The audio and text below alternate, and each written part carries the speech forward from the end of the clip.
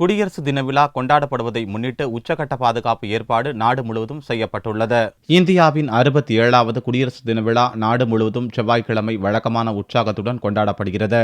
டெல்லி ராஜபாதையில் குடியரசு தின விழாவும் கண்கவர் அணிவகுப்பும் நடக்கவுள்ளது. இவ்விழாவில் சிறப்பு விருந்தினராக பங்கேற்க பிரான்ஸ் அதிபர் ஹெலண்டே வருகை தந்துள்ளார். குடியரசு தின விழா அணிவகுப்பில் இந்திய பாதுகாப்பு படை வீரர்களுடன் பிரான்ஸ் நாட்டு பாதுகாப்பு படை வீரர்களும் கலந்து கொள்கின்றனர். வெளிநாட்டை சேர்ந்த பாதுகாப்பு படையினர் இந்திய குடியரசு தின அணிவகுப்பு நிகழ்ச்சியில் கலந்து கொள்வது இதுவே முதல் முறை.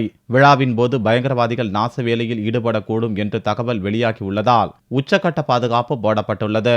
கடந்த ஆண்டு அமெரிக்க அதிபர் ஒபாமா கலந்து கொண்ட போது அளிக்கப்பட்ட பாதுகாப்பை விட பிரான்ஸ் அதிபருக்கு கூடுதல் பாதுகாப்பு வழங்கப்படுகிறது.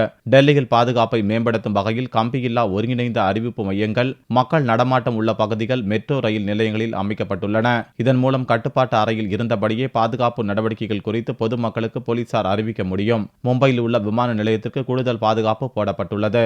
சென்னை விமான நிலையத்தில் 7 அடுக்கு பாதுகாப்பு பலப்படுத்தப்பட்டுள்ளது.